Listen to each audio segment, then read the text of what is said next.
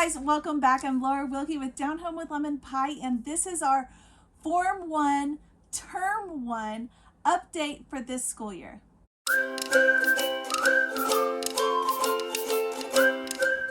All right, guys, so welcome back. I am Laura Wilkie. I'm a Christian stay-at-home homeschool mama of 7, and we are a Charlotte Mason homeschooling family. This is Homeschool Fellowship Friday, and if you are brand new, you should go down below into the comment or into the description of this video. Check out the description there, and it has a list of videos that will show you what we're doing in this school year. We're Charlotte Mason homeschoolers, so my kiddos are divided into Form 1, 2, and 3. So my Form 1 kiddos this year, I have 3 and a tag-along toddler, and it has been a load of fun. But we have done so many exciting things, and my 3 kiddos, I have a set of twins that are 5 years old, and then I have a second grader. They're all in Form 1, and this is kind of an update for Term 1. So we'll have 3 terms in the school year, and the first term is the first 12 weeks. All right, so as our group curriculum each day, we are working, and I'll go through each of these, but we are working our way through 5 in a Row, Volume 2, and we also do this finger play book, this little nursery rhyme, Mother Goose Christian version, and then we started something new a few weeks in that I'm also doing, and that is on Wednesdays, which is when my Form 2 and 3 do geography, and we study a country around the world. I'll talk more about that in the next video when I do our Form 2 and 3 update, but I wanted that to be consistent with my Form 1 guys. So it's not consistent as far as what country we're studying, but it is consistent as far as we're still studying a country. So on Wednesday, when I study a country with my bigger kids, I have added this book in to do with my little ones. Also on Wednesday, we do one family from this book. So I'll show you guys all of that. That's what this video will be about, all these. And then I have something that I'm going to be adding in the new year. So I will share that with you as well. So let's get started. All right, so Form 1, the way it works is it's just for 1 hour. We do 1 hour of education each day, and the first part of that, for like the first maybe 5 minutes, is from our finger play book. Now I picked this up at a garage sale, I think, or a thrift store or something, and it is just the most adorable, precious thing inside. It has these cute little finger plays. It's step-by-step how to do them with the kiddos. This book has been a little bit hit and miss, as far as some days they want to do the same one 4 or 5 times, and some days they're just not even interested.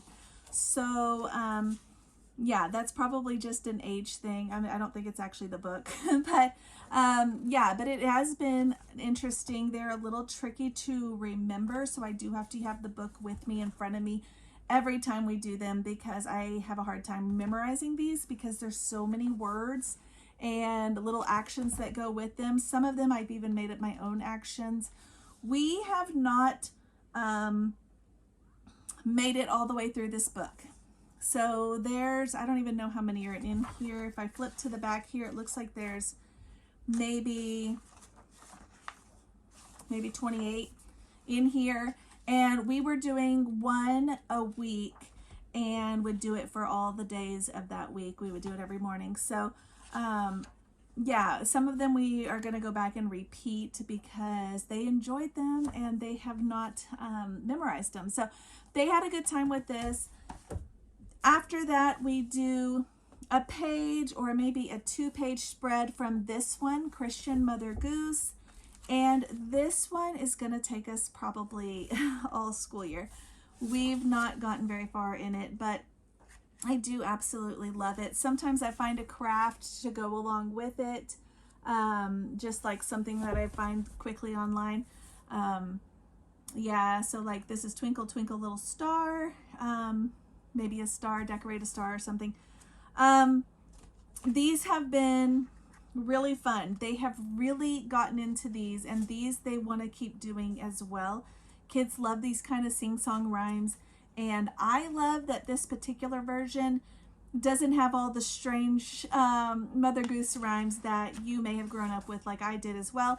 And you know, you think back as a kid, like, oh, they didn't bother me, I didn't get hurt or whatever, they were fine. But when your kids start asking you questions like, why does it say that? That's so weird, and you don't have an answer, that's kind of awkward. So that's why we went with this version, and I absolutely adore it. It's just absolutely beautiful. Every few pages is colored.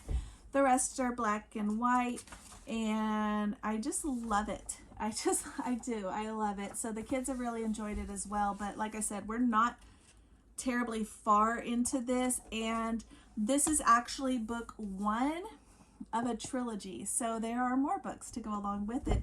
But yeah, it's going to take us a while. I do love it though. The next thing is our 5 in a row. This is kind of the star of our homeschool time. I mentioned in the video where I was sharing all of this with you guys at the beginning of the school year that this wasn't really on my plan. This wasn't what I was planning to do originally. It just kind of, I saw it at a thrift store and I thought, you know what, let's go there. And it's been fun. This particular one is volume 2. So this has some things that are a little big and a little small for the various ages. It's for ages 5 to 9. And it has a whole list of books. The way 5 in a row works is there are books that it has, like here in the table of contents, and then you go and there are activities to do each day after you read the book. Typically, you would read the same book for the whole week, okay? We tried doing it that way, and they really stress that in this manual here. But like I said, we tried doing that, and the kids at least by Wednesday, by day 3, sometimes even sooner than that, were like, I don't want to hear this story again. We already know the story. Don't read it again. And, you know, in an attempt to not bore my children to death with the same story every day, we would just move on. So we would read the story once, maybe twice in the week. And then the rest of the time, I would just reference it like, hey, remember we were reading this book yesterday? Remember what it was about? And we might talk a little bit about it and then get into our activities. So we got through a lot of books on this. I got a little nervous that we maybe weren't going to be able to have, like, we weren't going to have enough to fill our whole school year. And yeah, so I don't remember how many we did through here so far, but let's see, there's 1, 2, 3, 4, 5, 6, 7, 8, 9, 10, 11, 12, 13, 14, 15, 16, 17, 18, 19, 20, it looks like total. And of those 20, some of them I couldn't find in the library, but I did see they're available as a read aloud that you can watch on YouTube. So we're going to take advantage of that. Of those 20, we did 1, 2, 3, 4, just 4, 5. We did 5 from this book. So 12 weeks, we did 5 of these. What did we do the other weeks? So we actually found other books sometimes that were similar or that were more fitting for the season that we're in with fall and autumn. And I would just focus on that book and do the same thing. Point out certain things or do a craft to go with the book or something like that. Really kind of simple and loose. If you're following me on Facebook, I have been sharing with you guys every single week what we've been doing. So if you want to know which 5 we started off with, you can go there and see. I have little updates. But yeah, I do really enjoy it. I like that there is so much differentiation as far as the age levels. You can do so much with it. Yeah, I really do like it.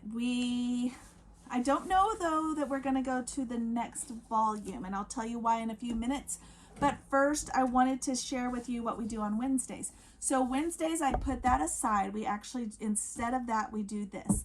And that is our, right now it's this book. This is Our World. I have a couple books that are similar to this.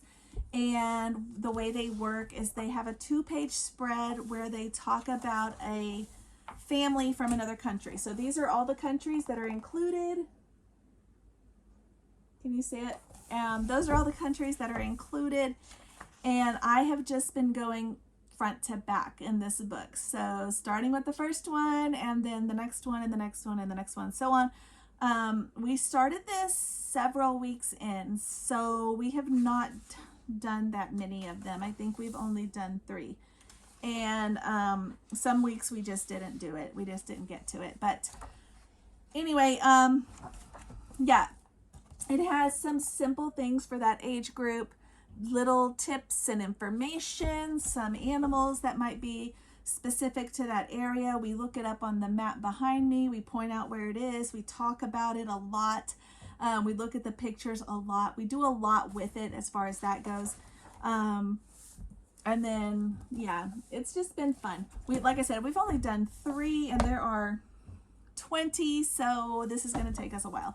But I'm going kind of slow on purpose because as Charlotte Mason homeschoolers, that's kind of part of it, is having that time to dive into things, that time to, not feel rushed as far as school goes, and to just take your time and enjoy it, to enjoy the act of learning.